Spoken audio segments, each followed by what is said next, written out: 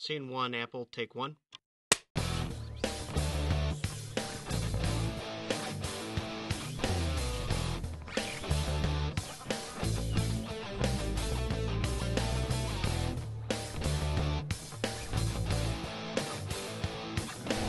Hi, everyone. I'm Shane Borza, and welcome to another episode of Film Notes, the show where I interview people in the industry and get their notes on what they do and how they do it. I'm excited to have my friend Levi Bailey on today, who is a writer in various capacities, but also he is kind of the honorary second part of my first ever two-part couple interview, because his wife Jenna Payne was interviewed last year. She's a filmmaker and he is her filmmaking partner, and they just did a project together. So I'm excited to talk to you in general, but also to have this layer of concept on top of that. So welcome to the show. Oh, great to be here. I've always wanted to be a sequel, a human sequel. So here I am. But yeah, I'm glad I could be Jenna's sequel in this endeavor. You're the bookends. The bookend, yeah. Well, as I mentioned, you two just did a production, and full disclosure, my wife and I were part of that. So we're big cheerleaders of you both, but also the shoot we just did. But you and I were talking, and there was a couple things that you had told me about in kind of your history of working in the industry that I thought would be not only great things to talk about and have some good teachable moments or maybe some good stories for people. But to start off with, we were all in LA a while ago, which is where we met.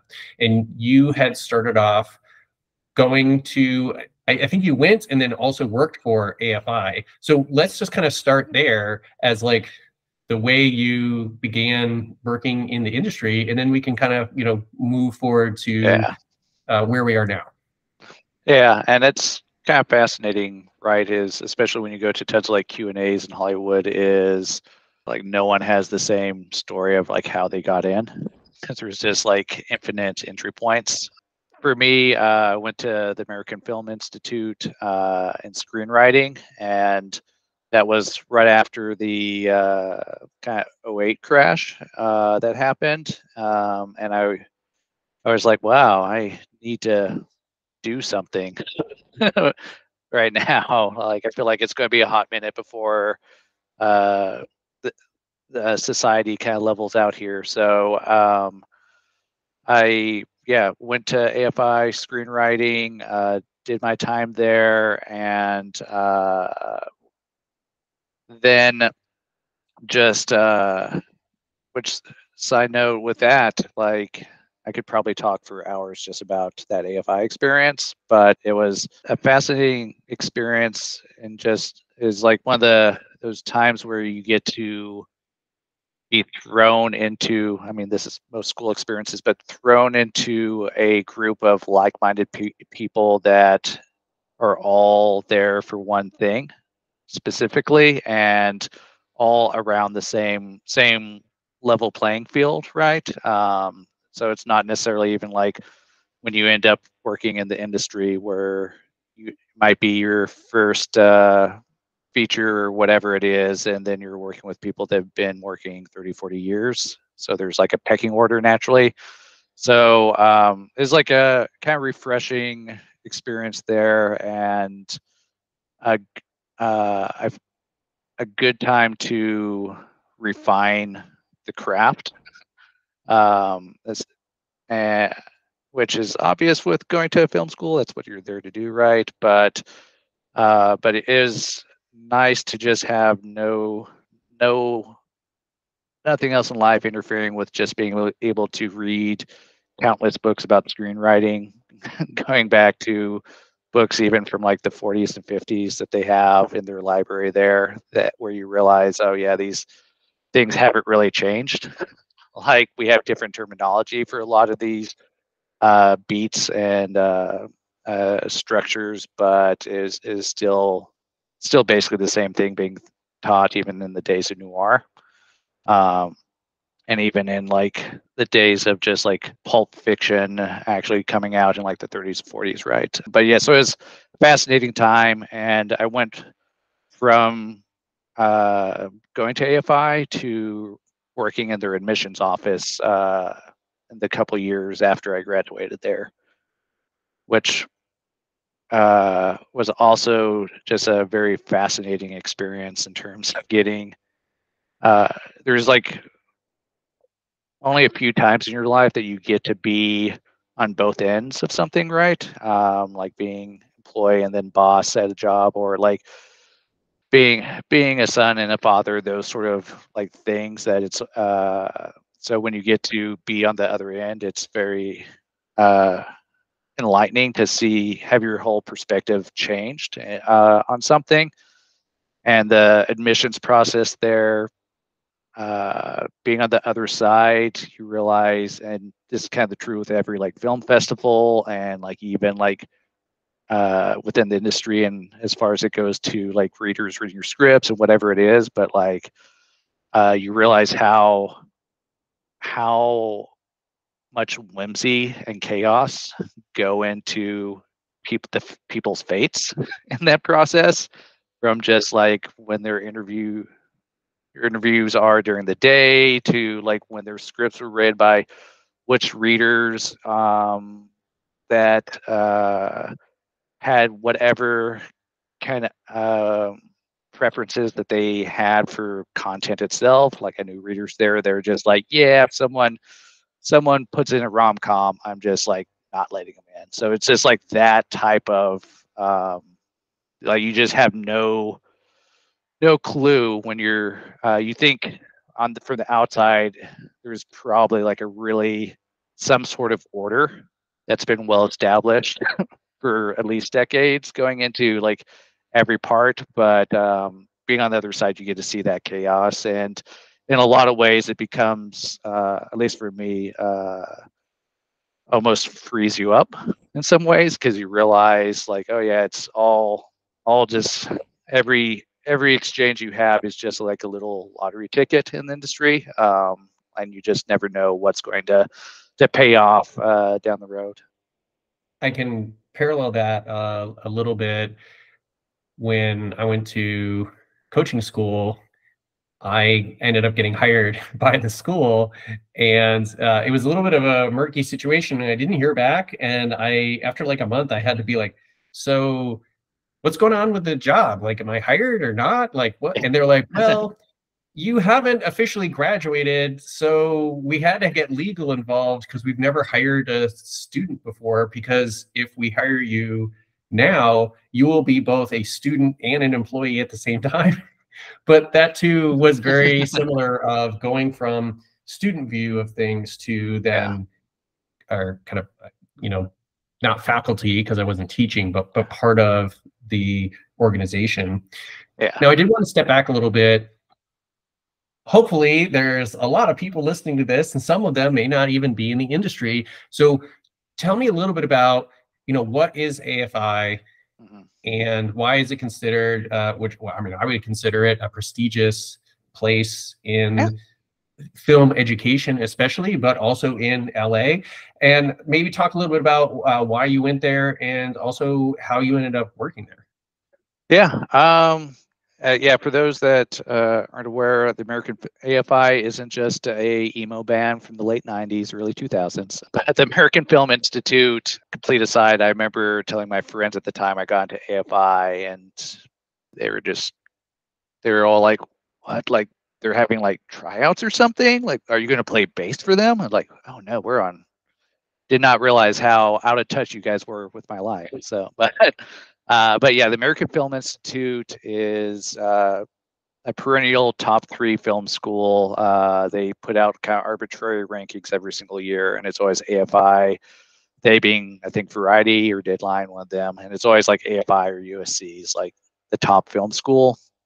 AFI having been created by LBJ towards the end of his final administration, and uh, it's where somewhat mythical, right? Where you have like David Lynch and Terrence Malick and lots of these like heavy hitters, Zemeckis and whatnot that came out of AFI way back in the day, and like even going to like more recent, like Ari Aster was in my class, and obviously he's probably the biggest name that's come out of our year so far, and and probably forever. He already has his like Stanley Kubrick level following, but yeah. So you have like Aronofsky, yada yada. You can go on forever. So AFI has this lineage, and I think the way that it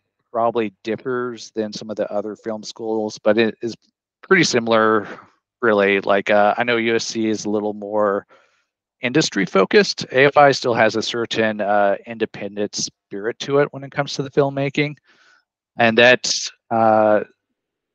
still pretty top down. Every discipline, there's a certain level of trying to focus on establishing that network while you're there. And one of the things you see happen with the AFI is people are immediately trying to like come out and make movies together, like get 100,000 to get something off the ground. But anyways, AFI 2-year program, and first year you're just teaming up with classmates and making a bunch of they call them cycle films, but there's 3 cycles. Everyone's making a film every cycle, and then just going and ripping apart each other's films, iron or steel strengthening steel, so to speak. So, but yeah, the reason I went to AFI specifically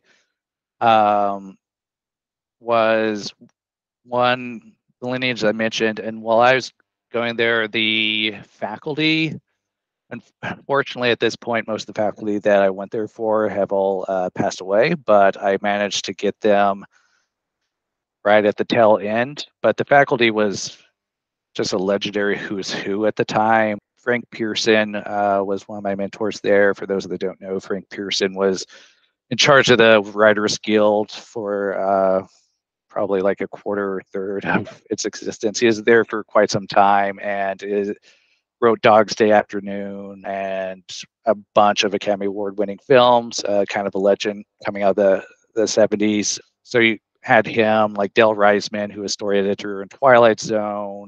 Things like you had Robert Boyle there, who was like production designer for Hitchcock, and was still like in his 90s and still just working with students up until like he passed away. So you just had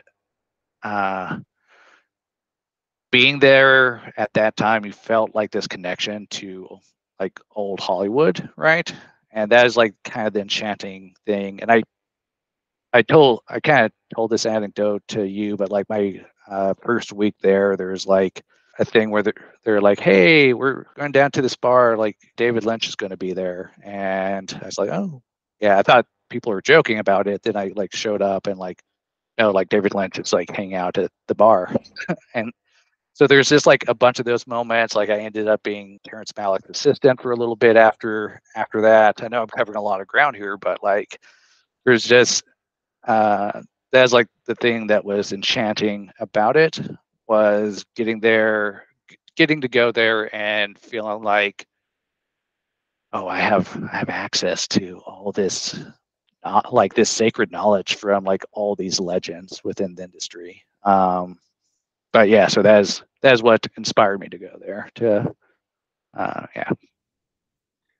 Well, I'm glad you talked that out a little bit because, as I mentioned, there are certain things that we all assume, like people all know what it means when you say DP, and other people don't, or like AFI, they think the band Yeah. or what have you. You don't realize.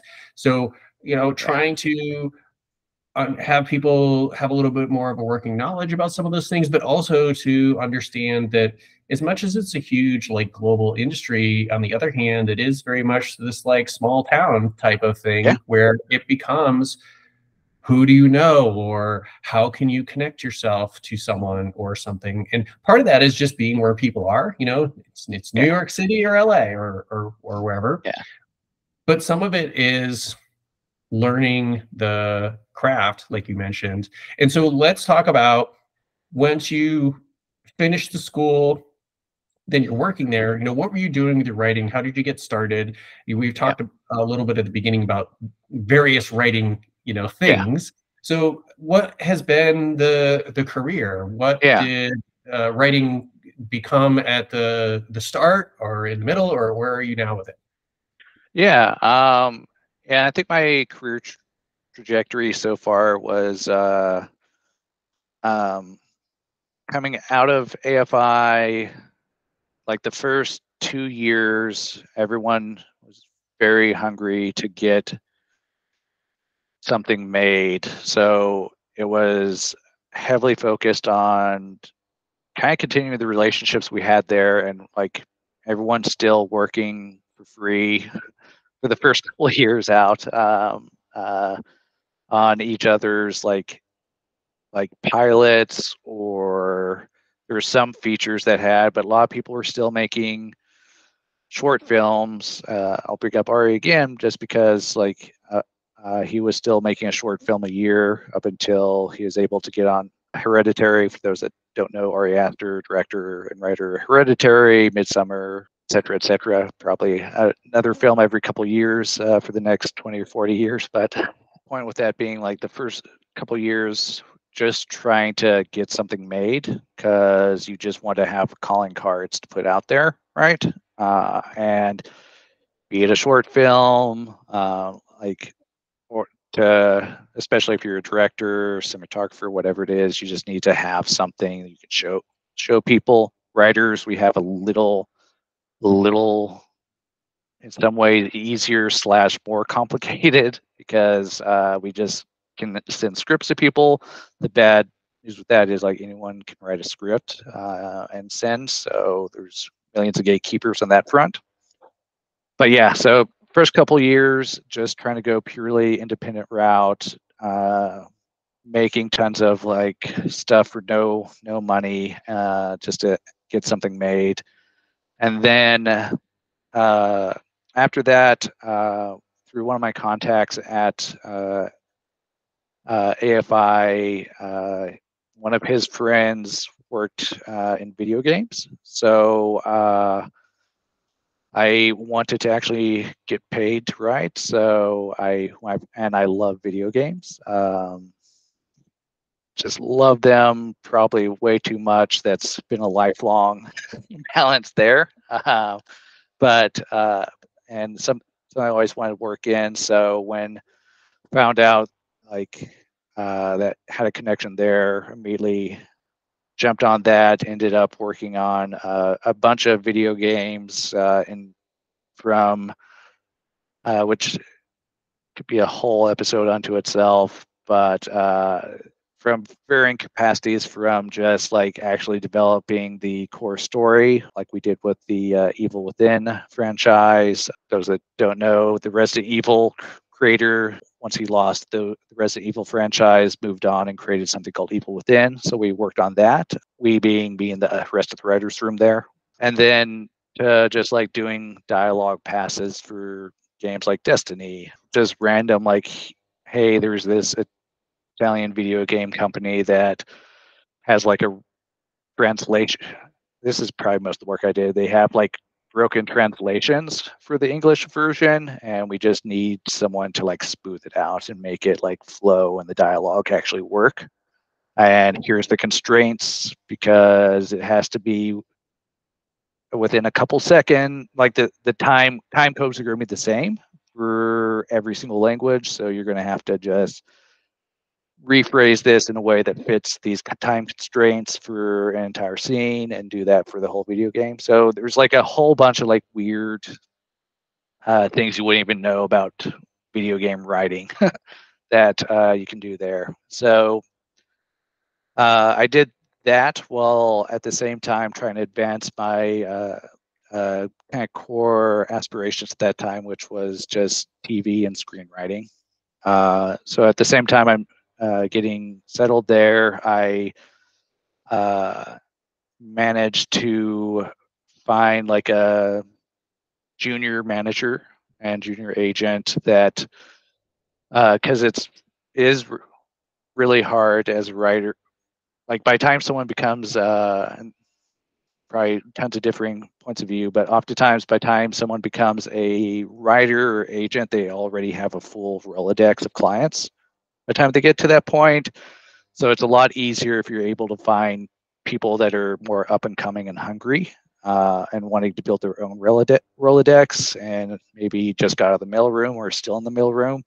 So I was able to do that and get some representation for my writing, which I know most writers complain about their reps historically for a variety of reasons, and it's basically just the reps have a very commercial point of view on the writing, and writers, many still have like a artistic point of view on their writing, and it's trying to like marry those two together. But the kind of critical thing there was is they're just able to set up meetings, and from there you're able to actually build out your network in a new way and just keep that going. And after several years going down that path, I kind of returned back to the independent roots with AFI, or from AFI rather. I did manage to work on one show, day 5, but other than that, there's just a lot of back and forth. Like you might option something and end up rewriting it for a year or two, and then it just doesn't get made. But there's like lots of like long runways, not getting stuff made that was starting to frustrate me in those terms of my career. So ended up about 4 years ago forming a company called LA Panhandle, where we've just been trying to go back to that kind of independent filmmaking, like I talked about, just making really like low budget horror films, other genre stuff, but kind of specializing in that. And it kind of coincided with Jenna doing basically the same thing with her production company as well.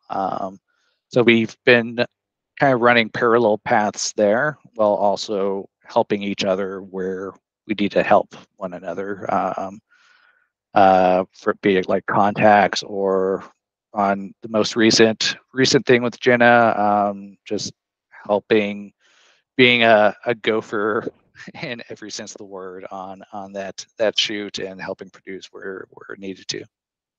Well, I'm glad you brought up both day 5, and for people just listening, there's a poster of that show over Levi's shoulder that he was pointing to. But before we get to that, want to talk a little bit about the structure of writing. Like you mentioned, the writer's room. If people aren't aware, talk about what a writer's room is and like what people do in the writer's room to contribute to the film or the game. And as an aside, you know, a completely different background from you, but I had learned, again, a parallel thing when I worked at Deluxe for 10 years doing post-production, because just like you talked about the like translation, which is very technical writing, you have to know not only how to translate from one language to another, but within the very strict parameters, like you said, of like the time codes. So that was like me learning about subtitles and different caption packages and all these things that are part of like post-production that I never knew about, that have to be done technically by skilled people so that those films can go out worldwide. Just like video games, they're going to a global audience, and you need people to do those technical things like translations. But people don't necessarily think of that when they think of like, well, I'm a writer who's working in the industry. But so I'm glad that you brought that up. But let's go back to what the writer's room is and what a writer's room does for a project. You'll see it varies from writer's room to writer's room, but it's this very magical thing in video games, TV. I know there's even like movies that have writer's rooms that, I guess I can't talk about that one, but yeah, I'd like been invited to some film studios that they're big movies where they're having like 10 different things in a universe, they'll have basically a writer's room of people working on that universe. But the idea is it's a very fun, like you're getting a handful of writers depending on the size and scope of the project, and you're just figuring out a season, or in video games like a one video game, like some sort of narrative for this project. And again, there's like infinite ways that they to go about it, but yeah, your job during that point in time is just to break out the story, to like figure out what you want to tell. Usually the showrunner, who is the person that's kind of leading both the narrative and the actual like production of a TV show or video game. They're usually have an idea of where they want to go with that season, and if it's really just a lot of bouncing ideas off one another and trying to find the best path to tell the story you want to tell. But yeah, it's different every writer's room. It's kind of like any, like even if you talked about like project management or something more mundane office style, like every project's going to be different. If you're a project manager or like a product manager or something, like every product you work on is going to be a different beast altogether. But yeah, it's like a lot of breaking story, and then eventually getting it to a point where everyone understands through very intensive outlining where things are going to go, and then just assigning either episodes or parts of the video game, like levels, for instance, to everyone, and everyone taking what they've worked on together, banging out a script, and then going back and just going over everything together. But yeah, it's like a very to me is always a kind of fun process. I know I think historically I'm like the kid that's always too eager with things. So I'd always and I write really fast in general, so I'd end up like immediately just writing for like 24 hours straight and doing way too much work, and then just like sitting there waiting to like review everything and like go over other people's episodes and whatnot. But yeah, it's I've had nothing but really kind of almost wholesome experiences in writers' rooms. I know I've lots of friends that have tons of nightmare stories that writers' rooms, and I feel like it does, like anything, it just is like a top-down thing. If you have a great or person up top, like a great showrunner or producer or whoever's running that room, and they're brought in personalities that are much more yes and have their, again, this is like any job, and people versus people that have their very strong egos attached to their ideas. Like you can have a really good productive time in the writer's room. But yeah, I don't know if that, hopefully that makes sense. Probably a lot of people, it's another thing in the last 10, 15 years, I feel like writers' rooms have become more mainstream in terms of people actually follow TV writers now, for instance, right? And at least showrunners at the very least. So that's something that basically didn't happen until the last 10, 15 years or so. Sorry to stop the show, but we've got some bills to pay around here, and to do that, I wanted to point out a couple things I've got on offer at ShaneBorza.com. As both a master-level mental health coach and an award-winning filmmaker, I have the experience and expertise to help you go further faster, regardless of whether that is in your production or life. I am psyched to announce all my courses and books have been updated and expanded. and are available on both Apple Books and at my shop. Especially wanted to point out my film notes book and workbook, where you can learn everything you need to make your film and get it out to the world. If you need help with either your life or film, please reach out. And now, back to the show. A lot of the things that I think have changed with social media, or especially things like, smartphones, is or just having things go to streaming, is, it used to be, I mean, even in the 2000s, but especially in like the 90s, the only way to kind of learn about a lot of this stuff is to buy like the bonus double disc DVD set and go into a really deep dive on all the special features, but especially like listening to missing stuff. And they would mention things like the round tables or the writers' rooms or whatever, and you would start to piece together, or like going to the library and looking up those old books, to learn about these things. But now it is so much more. It's very easy to, I mean, especially in, like, if you're watching something on Prime, I forget what it's called, but they have the logo where you can see like the in-scene information, and it lets you know like a running scroll of all this kind of background notes and info. Or you open IMDb and you look someone up and you see all their credits and you know what they're doing. It's a lot easier to learn that stuff. I did want to talk about a parallel. The thing that came up, and you'd mentioned like, well, I can't really talk about this, but so I come from the film world and know of the TV world, but I haven't done any gaming world stuff ever.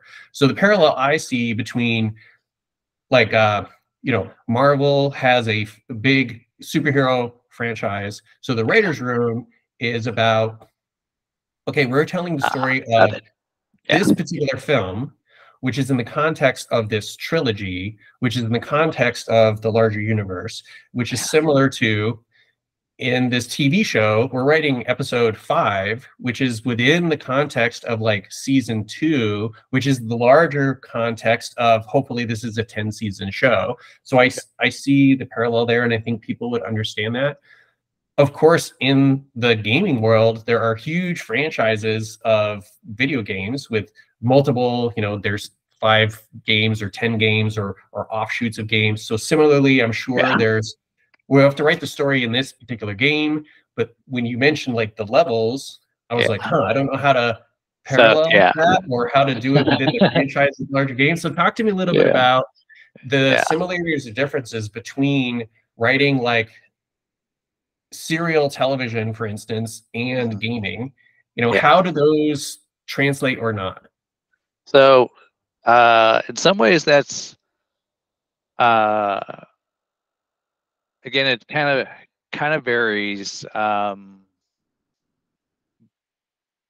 Like, even like within the video game industry, for instance, there's no real there's people trying to make like a standard format for video game writing, but there's still like no, like, you can't real equivalent to like a final draft, for instance, that the software that most people use for screenwriting, and very like, we basically been using the same format there for honestly almost a century now, more or less. I think what was it? I was just reading the Vampire screenplay, like a translation. That's like a century-old film at this point, and the format's basically the same. So, but yeah, so with video games, it varies a lot. But in my experience, most of the video games I was working on, it was you're dealing with lots of assets and levels and game design that's being done outside of what your work, like before you were even thought of being brought in. So you're dealing with a lot of these, like, even characters, monsters, elements, whatever it is, that, and being like, hey, here's the cool stuff that we have, do something with that. And so it's, in some ways, and that sometimes happens on like TV shows where they're like, here's the characters that we have from the prior season. Here's the things we set up. We didn't know what we were setting up, but here you go, like figure out like another season with this. Like we ended it on a cliffhanger. We didn't know how we get out of it. Good luck. But and I feel like for me personally, that's always something I really excelled at, is like being given almost like your Lego set, right? And being told like, hey, here's like a Lego set for building a rocket, like turn it into like a gold mansion. I don't know. So just like so that's how a lot of video game writing works, is like you're just being given the toys to play with, and which in some ways is actually makes things easier. At least again for me, the more restrictions you have, the more you get to be creative in a lot of ways, right? Because you know what you can play with, where your like different levers are from like the storytelling perspective, and it's a lot easier to versus like a completely blank canvas, or even with some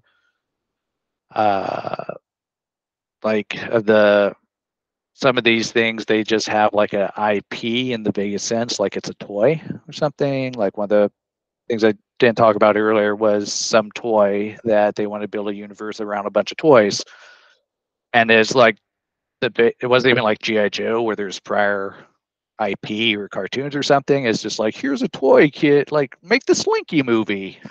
But so it's not like that where there's like you could do literally anything with that. Like shout out to the guys that did the Lego movie and like built out that whole universe there, because they could have literally gone anywhere with that. So but yeah, so you're very restricted in what you can do, even in terms of like the type of storytelling. There's some similarities with TV where you have certain like budgets you're working within, so you're having to keep in mind like how many like actors you can afford. Like this is usually more showrunner type things, but if you're a considerate writer, you're taking this into account during the process. But like how many locations you can have, like how many actors, like you're keeping that kind of especially if you came from like independent filmmaking, like that was sort of kind of budget constraints in the back of your mind as you're working on something. And kind of the same with video games where you have like, oh, like the video game engine we're using for this has these limitations. It's so like with Evil Within, we end up kind of getting a compromise, but that's don't really need to know anything about the video game itself, but from a narrative standpoint, we wanted the central hub of it to be like a Winchester House type environment that was kind of changing as you went through it. That ended up kind of happening, but early on in that process, that was just something that was not technically feasible, right? So we had to kind of alter the way we were telling that narrative within that to take into account, again, the technical limitations of the game engine we were using at that time. But I don't know if that touched on. It did. Yeah. And again, I think people from the outside don't necessarily know the process of how these things work, or like you said, the certain constraints. And there is freedom in that sometimes, like here's what you can do and here's what you can't do. So, or like your Lego analogy, you have this kit, you can do whatever you want with it, but all you have is this kit. And you're like, yeah, great. It's sometimes a little easier instead of like, and this is the thing that writers always struggle with, it's like the blank page. It's like, well, I could do anything. Yeah. So I'll sit here and not write at all. But I want to move to two other things before we run out of time. And the first is you're no longer in LA. So talk a little bit about how it is to have been there and now not be there in regards to, I mean, especially now that we're post-pandemic, I think a lot of things have shifted to remote or what have you. But I mean, it used to be very much that if you were not in a film city, you couldn't do film work.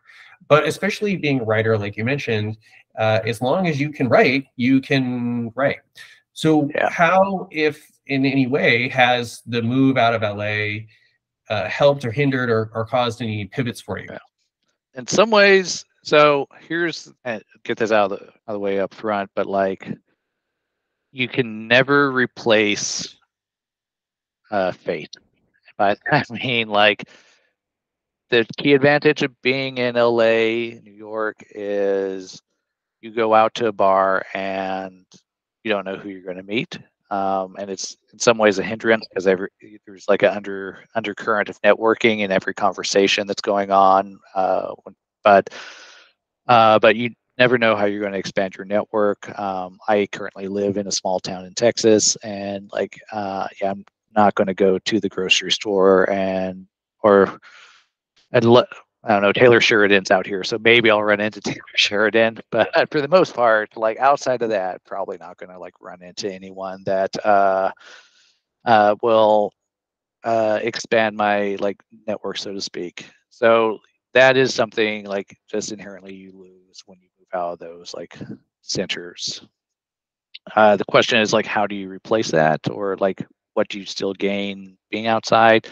I'll say that one thing that's changed tremendously since thanks to the pandemic, and this is like we've seen our entire worldwide society changed by remote work, right? But like, it was very frustrating to me to have being in LA to schedule like 7 a.m. coffee dates to go over a script or meet with someone.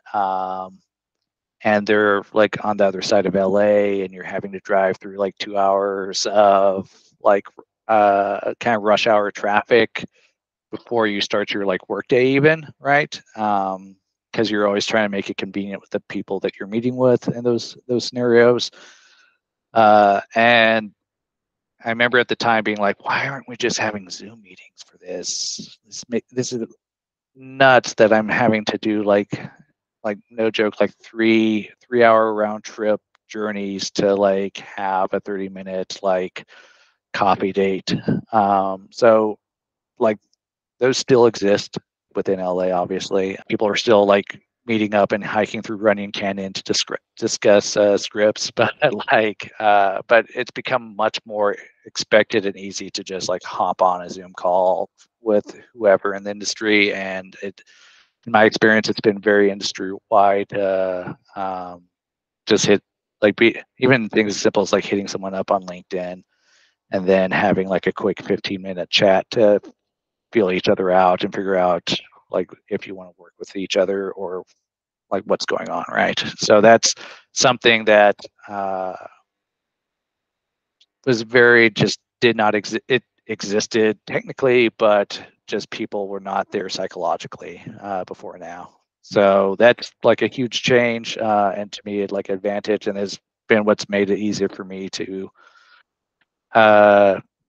move out to the middle of nowhere and still maintain like a career and work with people. Again, being a writer, it's much easier than if actually being physically in production on a regular basis. But yeah. And that's another parallel that I can share in frustration of, it was very hard I went to film school in Sydney, Australia. And then when you move to LA, you're like, oh, I don't know anyone here because everyone that I went to film school with is in another country. But you have the negatives too, like you mentioned, and quite often, people that I worked with at Deluxe would joke. They're kind of like, well, we're in production, sort of, because we're in post and we are working like in industry. But even if they're working like an 8-hour shift, once you have your lunch and you count in like, it's the old joke is it's an hour to anywhere in LA. Yep. Yeah. You can't just drive down the street. It's going to take an hour to get to down the street and back. So the commute to and from Burbank, because as you know, it doesn't matter where you work, it matters where you live. If you get a different job, now all of a sudden the place that was right down the street is now, I got to leave at 5:30 in the morning. because it's going to take me an hour and a half to get to work, and then it's an hour and a half to get home. So now it's, well, I worked an 8-hour shift, but I was gone for 12 hours. Yeah, and that exactly. is really draining, and all that time gets in the way of other things you might be doing, whether it's writing or anything else. Yeah. So it is really great that things have shifted, and this is now more of a normal way to say, like, we just got started like 2 minutes late because I was like, well, I was just wrapping up my previous call, but my commute was 2 minutes. Yeah, exactly. 2 hours. Yeah. So I definitely share that boon, but also, as you mentioned, you have the loss of, you can't just like run into people. Yeah. You do have to be a little more proactive. So I definitely share and encourage people to, if you have some kind of negative or limitation, see how you can find the positive there and overcome that. And whether that's connecting with people on LinkedIn or anything else, it's very easy to have someone go, sure, I'll jump on a 15-minute Zoom call with you. And it might be even easier than getting someone to commit to meeting in real life for coffee, which is how we used to do it. So I'm glad you brought that up. In the next 5 minutes or so, I did want to also just return back to what you're talking about with you and Jenna having these parallel paths where you're supporting each other. And I very much want to compliment you on when you mentioned being the gopher. It's like you wore a lot of hats and you did them all very well. And I think this also speaks of just being in the industry and like learning and knowing like how production as a whole works. So we're able to show up, even if it's a job we haven't necessarily done before, and say, hey, I can do whatever you need me to do because I know enough to know how to just fill in anywhere. And some of that is like the can-do attitude as well. But talk to me a little bit more about how it is to be a couple that has both separate projects and separate production companies, but also working together to help each other in various capacities. I'll say, like, I know they're like Zack Snyder and his ex-wife, I think, but there's like lots of examples in the industry of couples that work together for a period just fine on like every single project. And like, I think there was even like directing couples and things like that that blew my mind. So I don't think I could, like, we probably couldn't handle like working on everything together. I feel like need some space. But it is useful on several, like you have the base level of like, hey, I have this idea, right? And that's like what any industry, like whatever it is, just having like I think I could do this thing, and then having someone else to hopefully give you like an honest take on it. Like really quick, for sports people out there, the Dallas Cowboys kicker this past year was literally just a computer programmer that played soccer in college, and was complaining about the Cowboys kicker, and his wife was like, "You could probably do that, right?" And then he like went and did it, and like had the best rookie season ever for a kicker. But like, so that's like the ideal situation, is like having that person that you can bounce stuff off of, and both of us having similar industry experience. There's like there's a base, like even this Eat the Rich, her project that we just worked on, just at a very fundamental level, being like, is this like a good idea? Is this a thing I should work on, dedicate time towards? Because it's going to be like, is this a thing I should spend months of my life on? Maybe a year? Who knows how long? Like, so like that fundamental level is great. And then like next level of just like, okay, you're working on this project, especially in like an independent level, there's like a million positions you could hire on a film.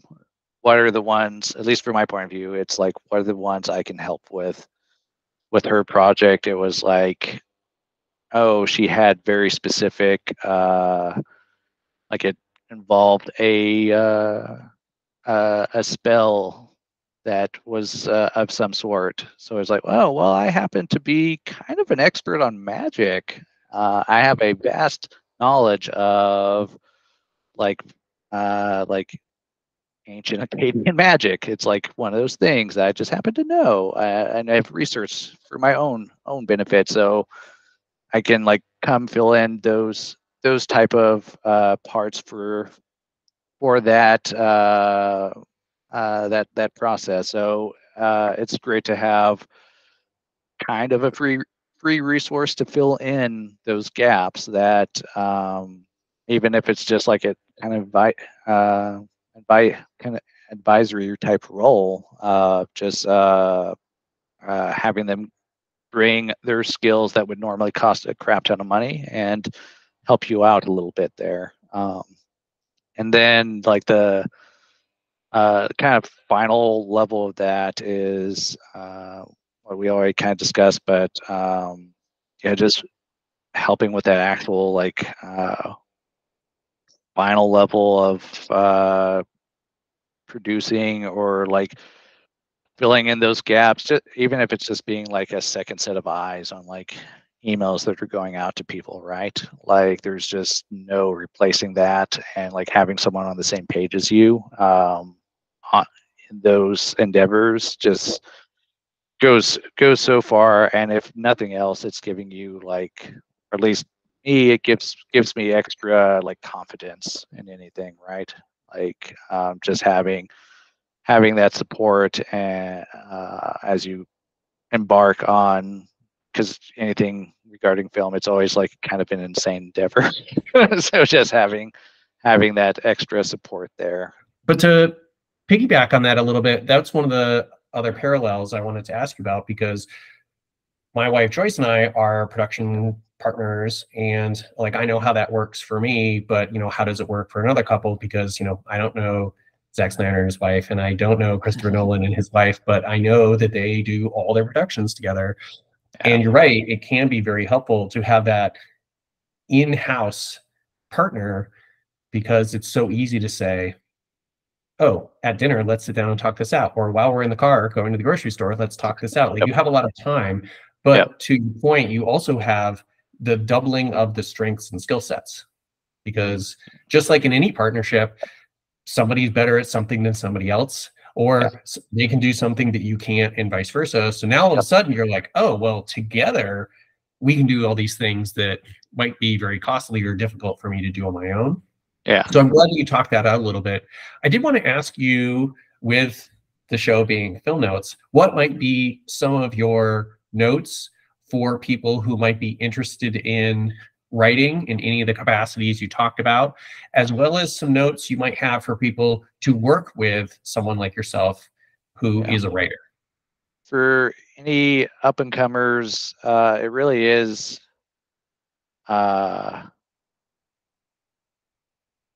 get involved in the, if you don't feel like dropping like 150 grand on a film school or something in loans, understandable. It's much more affordable to spend 50 to 100 bucks entering the there's about 8, give or take, film competitions out, or screenplay competitions out there that are, oh, there's infinite legitimate ones. You never know what's legitimate or not.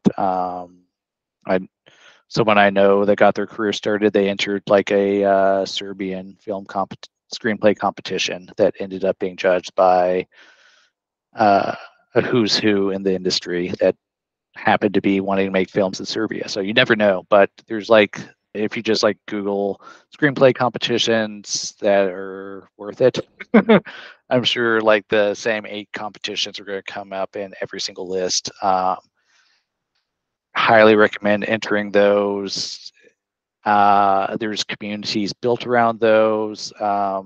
If you don't have a writer's workshop, go through Reddit or whatever, but there's tons of resources out there for people trying to find writers' workshops. That I still maintain mine from AFI for like over a decade. We're still resources for one another to this day. So if you can get a good writers workshop going, that's also expanding your network as they're going to open up. If one of them gets reps, they're going to probably open up their reps to you, and their contacts will become your contacts, but like getting some sort of community, and going, even if it's just like 3 or 4 other people, like it's more than you, right? Like getting that going, and then from those things, if you're trying to find ways to get out to younger reps, like I'll leave it up to your imagination on how to do that. But there's tons of networking events online as well that exist out there for writers. It's a little hard to figure out what's legit and what's not. Trying to, like I said, find up and coming managers or probably managers is invaluable. It's another way that once you get repped, it's really just their networks becoming your network, and that's just like a cheat code, really. But those 3 things, more than anything else, is probably even more important than the actual act of writing when it comes to the industry, because I know tons of writers that have just done those things, and they have careers that it's like the hardest thing in the world for them is to get up and write, which sounds like whatever it is, but but yeah, if you can get those sort of networks going, that's more valuable than even the quality or content of your writing, which I'm sure there's tons of podcasts covering how to become a better writer. So, and then, yeah, as far as how to work with writers like me, I do think it's pretty easy to hit us up on LinkedIn, Levi Bailey on LinkedIn. You'll find me, and every writer is going to be willing to share their content with you. And then I feel like we're in a kind of magical period where it's so easy to get content from people now if you're like looking for it, right? And it's just like a matter of how you're finding the people with the content that you want. But yeah, it's I would say probably like the biggest thing there is just making sure that I feel this is with every job and industry. It's almost more important to be working with people that you are simpatico personality wise, right? Than even the quality of their content. From at least from my point of view, that's kind of invaluable when working with a producer or a producer that's working with a writer, as long as you're getting along and are on the same page more or less from a creative standpoint, or what you're bringing into a project. Like that is worth a lot more than if they are like a Nick Pizzolatto writer that you're working with. Nick Pizzolatto being the creative true detective, but kind of a difficult personality. But like, uh, so yeah. And the other thing with that is like just keeping in mind that all these relationships, you never know if it's going to pay off like 10, 20 years down the road. Shouldn't sacrifice those short-term gains of trying to get a project done at any cost, and maybe burning bridges along the way for the possible long-term gains of helping each other down the road. And in my experience, a lot of these working with writers and producers really is you're developing that skill set of working with another person, right? And learning how to play with others, which and in a way that they're going to want to keep playing with you, right? And that's like really maybe the most important skill set that you can bring into anything in your life, I'd say. But good notes on both counts. And you're right. Some of this is like we talked about earlier, like technical things. Like you have to learn structure or, how to work within the confines of certain things, but some of it is also that interpersonal, like learning through experience.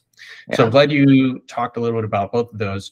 Before we end, where is a place, you mentioned LinkedIn, but where can people either see some of your work or things you've worked on, or other places to connect or follow you?